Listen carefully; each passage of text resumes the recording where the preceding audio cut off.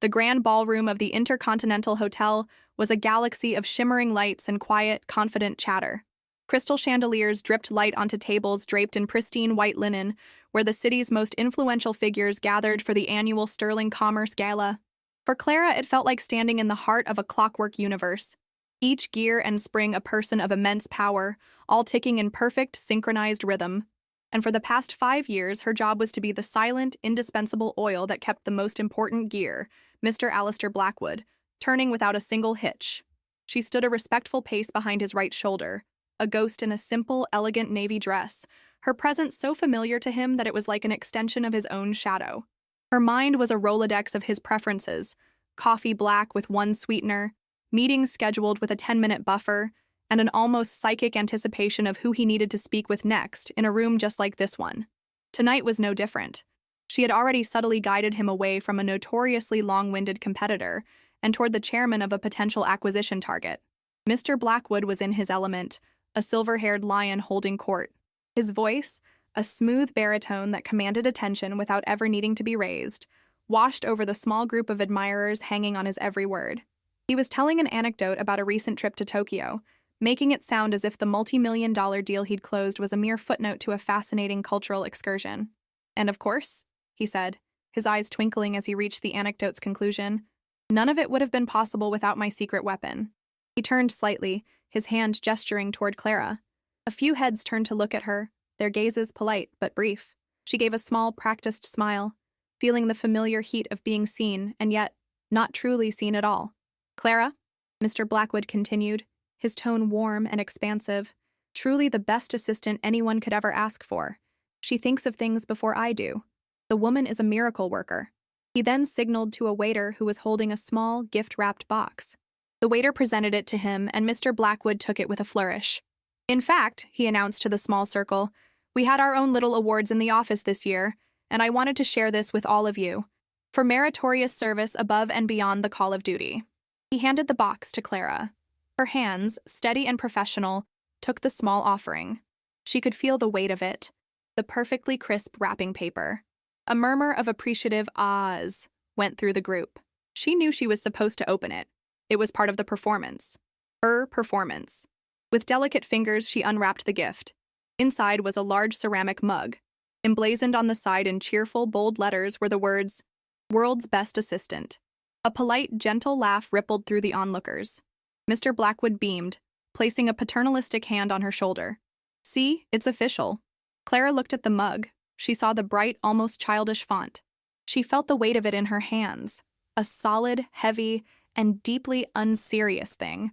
It was a joke, a prop in the story of Alistair Blackwood, the magnanimous boss. In that moment, surrounded by the clinking of champagne flutes and the scent of expensive perfume, the mug felt less like a trophy and more like a beautifully decorated cage. She felt a familiar pang, a quiet ache she had learned to suppress over years of loyal service. It was the feeling of being expertly and even kindly placed into a box that was far too small for her. She lifted her gaze from the mug and met Mr. Blackwood's eyes. She smiled, a genuine, warm smile this time, but one that didn't quite reach her own eyes. "Thank you, sir," she said, her voice a model of gracious humility. "I'll be sure to use it every morning." He patted her shoulder again, satisfied. "That's my Clara." He then turned back to his audience, the brief, charming interlude concluded. The conversation shifted, moving on to market projections and industry trends. Clara, the world's best assistant, faded back into the wallpaper, the heavy mug still in her hand, a silent testament to the role she played. She took a slow, steadying breath, her gaze drifting toward the main stage at the front of the ballroom, where the night's main awards were soon to be announced. The clockwork of the universe was still ticking, but she knew her time was coming. The lights in the grand ballroom began to dim, a collective hush falling over the assembled crowd as the master of ceremonies, a well-known financial journalist with a practiced, booming voice, took to the stage. "Ladies and gentlemen," he began, "welcome to the highlight of our evening, the Sterling Commerce Awards."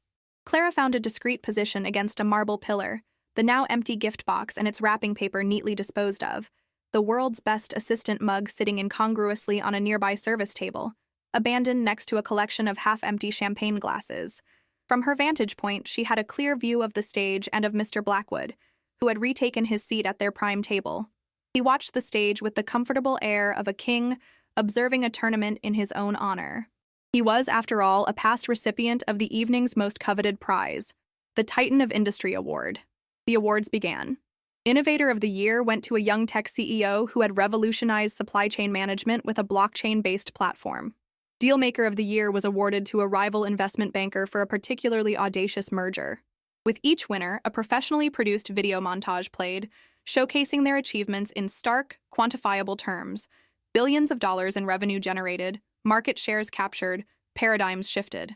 Clara watched not with envy, but with the focused intensity of a student. She absorbed the language they used, the metrics they highlighted, the narrative of success they wove. These were not stories of loyal service or of anticipating someone else's needs. They were stories of vision, of risk, of creation. They were the stories she wanted to be told about her.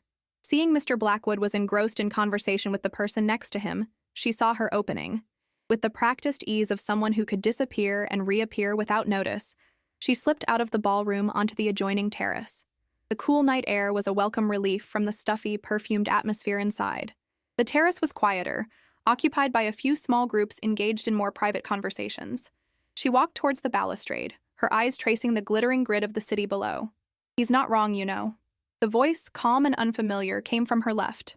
She turned to see a man leaning against the railing, looking out at the same skyline. He was younger than most of the attendees, perhaps in his early 30s, dressed in a tailored suit but with an open collar, no tie. She recognized him from the Innovator of the Year montage 2 years prior. Julian Croft, the founder of a fintech startup that had since been acquired for an astronomical sum. Clara maintained her professional placidity. "I'm sorry?" "Blackwood," Julian clarified, turning to face her. His eyes were sharp, intelligent. "He called you his secret weapon. From what I hear from anyone who's ever had to negotiate with Blackwood Sterling, you're the one who actually knows where all the bodies are buried. He's just the face." It was a bold statement, far more direct than the polite acknowledgments she was used to.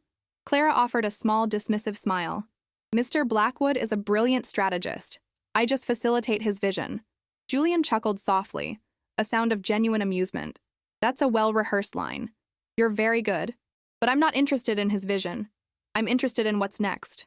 He pushed himself off the railing, standing to his full height. "I run a small venture fund now. We look for people, not just ideas.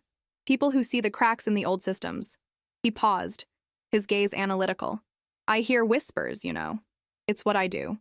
And I've heard a whisper about a project. Something that could completely upend the traditional venture capital funding model.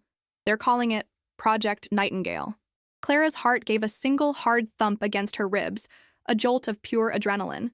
Her expression, however, remained a mask of polite neutrality. Project Nightingale was her life's work for the past 2 years. It was the intricate, data-driven model she had built in stolen hours, late at night in her small apartment, a system designed to identify and fund promising startups with an objectivity and efficiency that the old boys club of venture capital lacked. It was her secret, her escape plan. "That sounds ambitious," she said, her voice perfectly even. "Ambitious is where the money is," Julian countered. "The person behind it is staying deep in the shadows. But if you happen to know who this Nightingale is, tell them to give me a call. We're looking for a storm, and that sounds like a hurricane."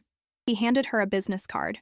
It was stark white, with only his name, Julian Croft, and a phone number in clean, black font. No company, no title. Before she could respond, Mr. Blackwood's voice boomed from the doorway to the terrace. "Clara, there you are. I need you to get the car ready. We'll be leaving in 15. "Of course, sir," she replied, her professional persona snapping back into place like a shield. Julian gave a slight nod, a silent acknowledgement of the interruption. "A pleasure," he said, before turning and melting back into the party. Clara slipped the card into her small clutch and walked back towards her boss. "Chatting with the competition, were we?" Mr. Blackwood said with a wink. "Don't let him poach you. I'd have to double your mug budget." He laughed at his own joke, pleased with himself. "Come on, let's make our final goodbyes. The night is, for all intents and purposes, over." Clara followed him back into the brilliant light of the ballroom. But for her, the night felt like it was just beginning. Clara's apartment was a minimalist sanctuary, a stark contrast to the opulent chaos of the Gala.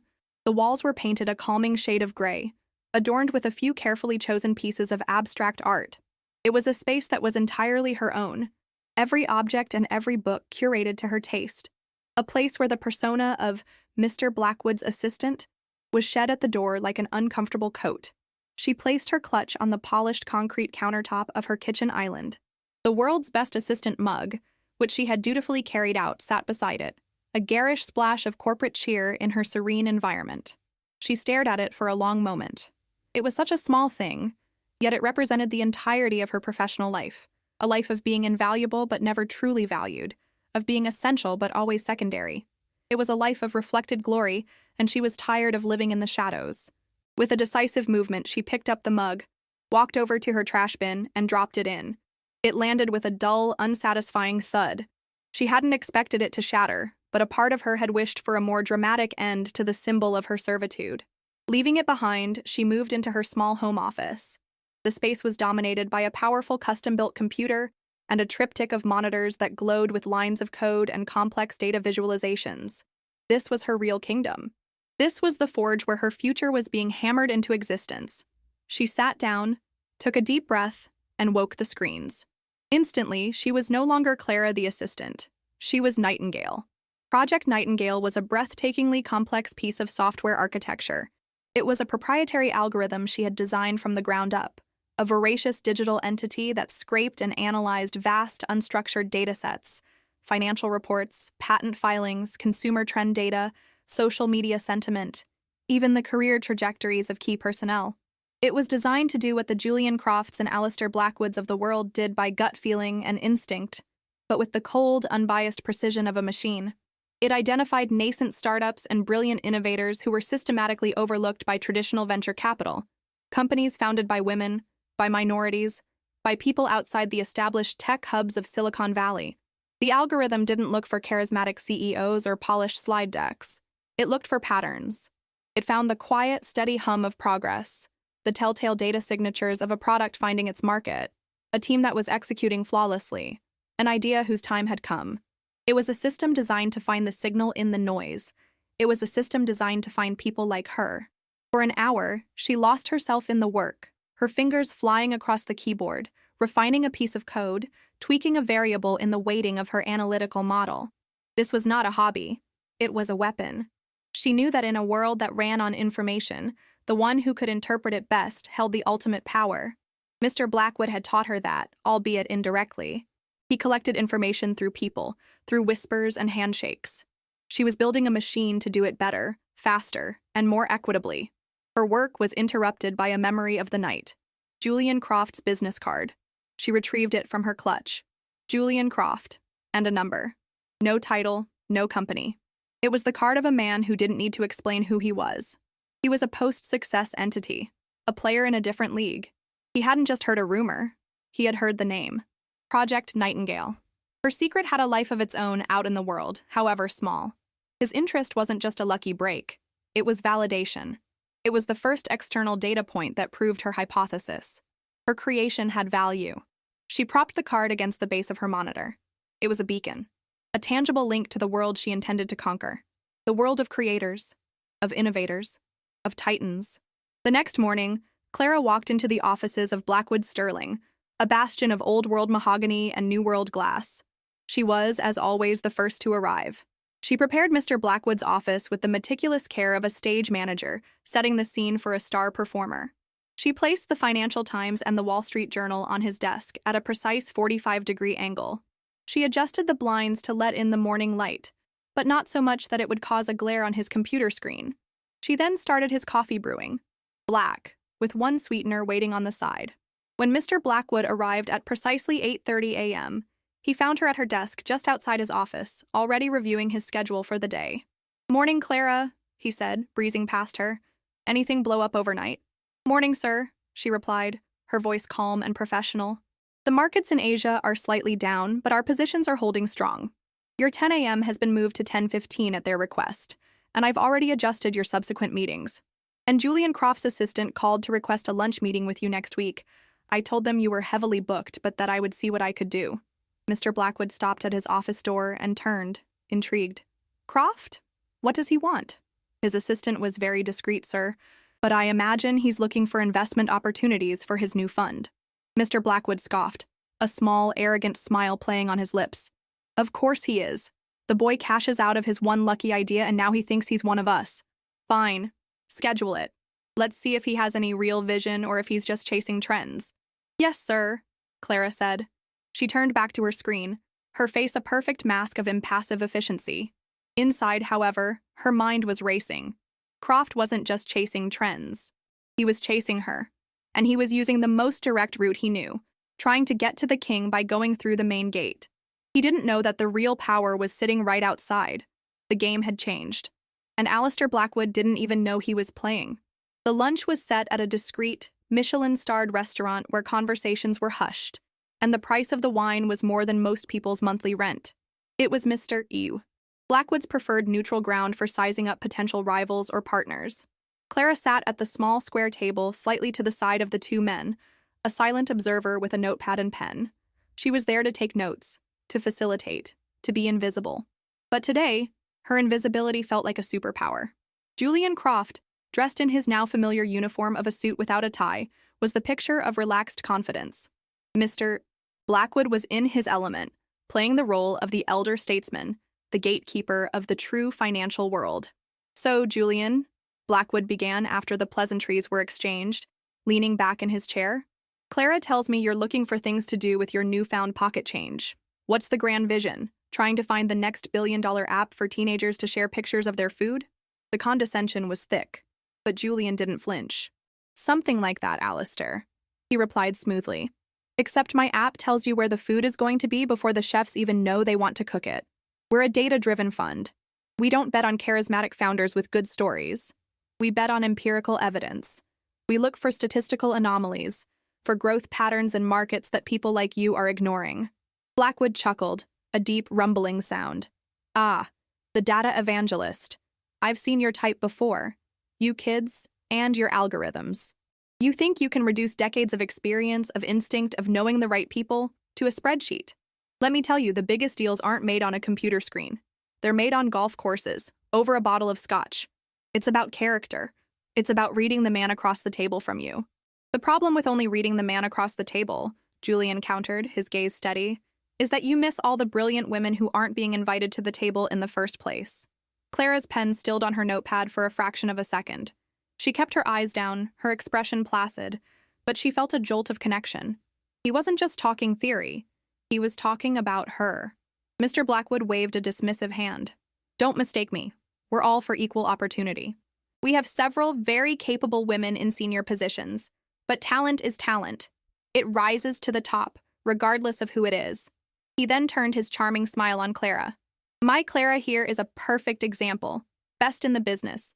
Loyal, efficient, and she never tries to be something she's not. Isn't that right, dear? Yes, sir, Clara said, her voice a perfect monotone. It was a verbal cage, and he had just handed her the keys.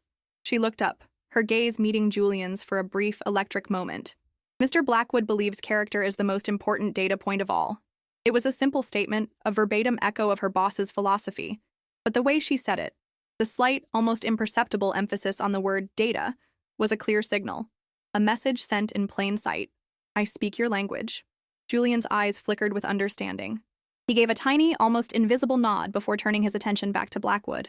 Well, Alistair, you've given me a lot to think about. It's clear our philosophies differ. That they do, Blackwood said, believing he had won the ideological debate. Stay in your lane with your little computer games, Julian. Leave the real investing to the grown-ups. Back in the car, a sleek black sedan that glided through the city traffic, Mr. Blackwood was still preening. Can you believe the arrogance of that boy?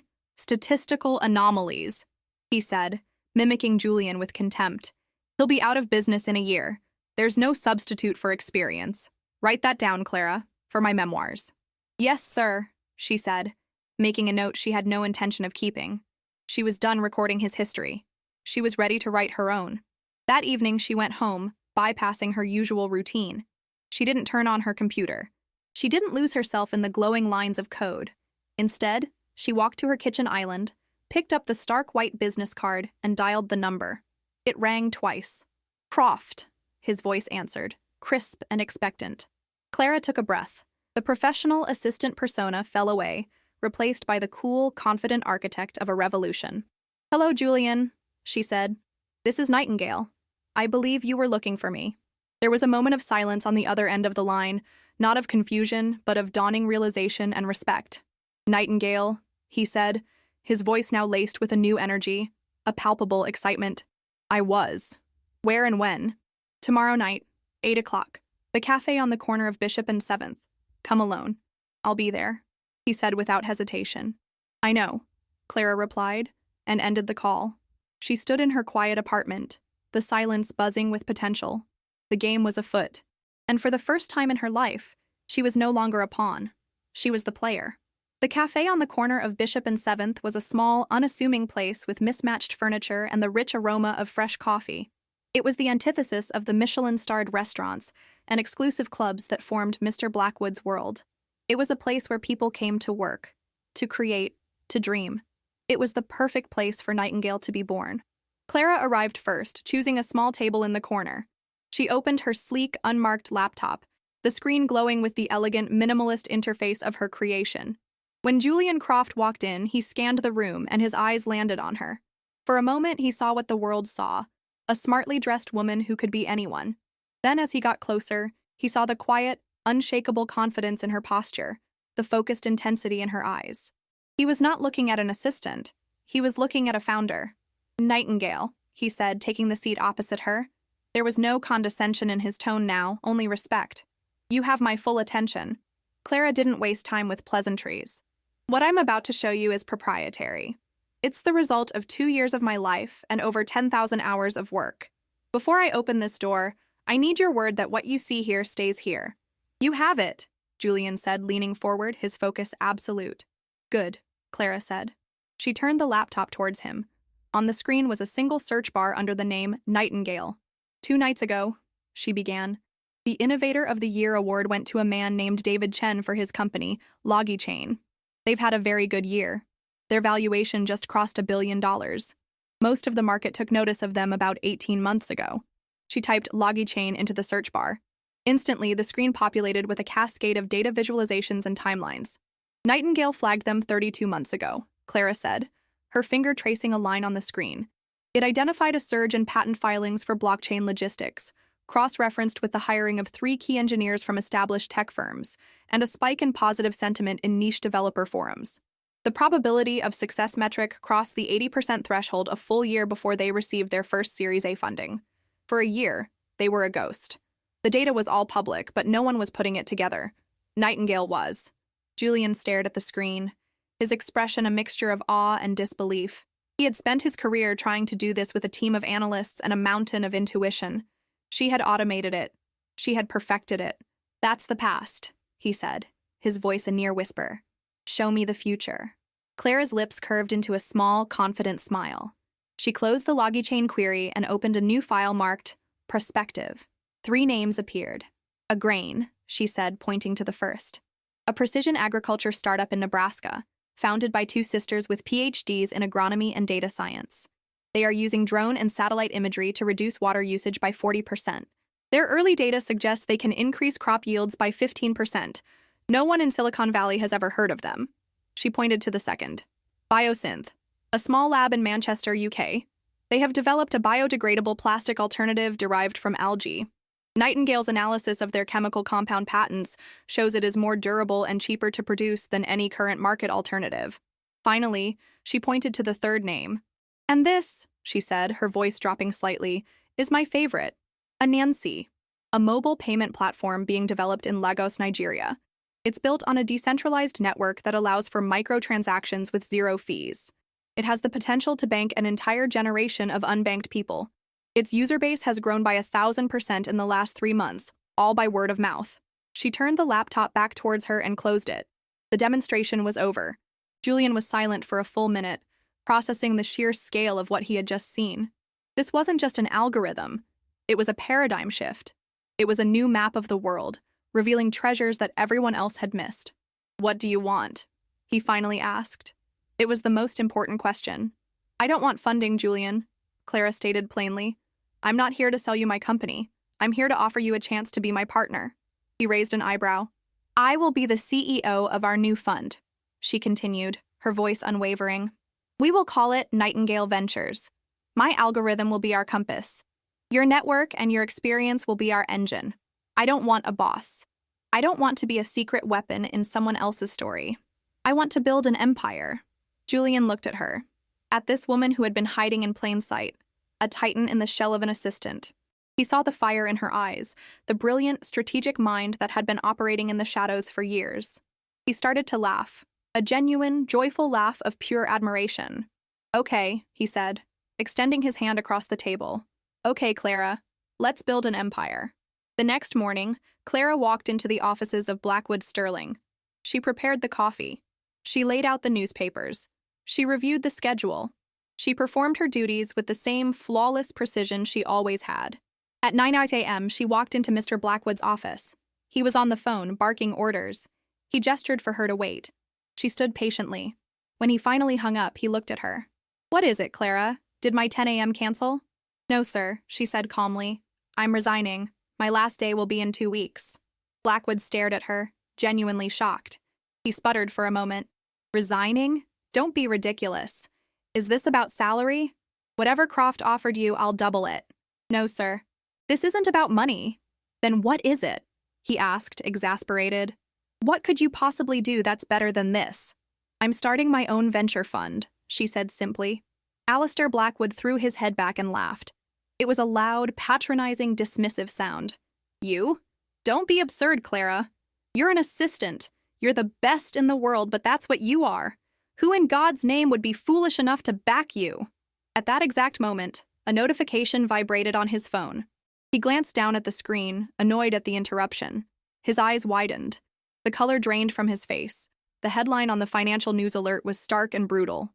Julian Croft partners with newcomer Clara Valerius to launch Nightingale Ventures, a revolutionary $300 million data-driven VC fund. He looked up from the phone, his mouth slightly agape. He looked at the woman standing before him, and for the very first time he truly saw her. He saw the power, the ambition, the brilliance he had mistaken for mere competence. He saw the hurricane he had dismissed as a gentle breeze. Clara gave him a small, polite smile. It was the same smile she had given him at the gala, but now it reached her eyes. Thank you for everything, Alistair, she said, her voice soft but firm. She turned and walked out of the office, leaving him sitting in stunned silence, a relic in his own museum. She walked past her old desk, past the mahogany walls and glass partitions, and didn't look back.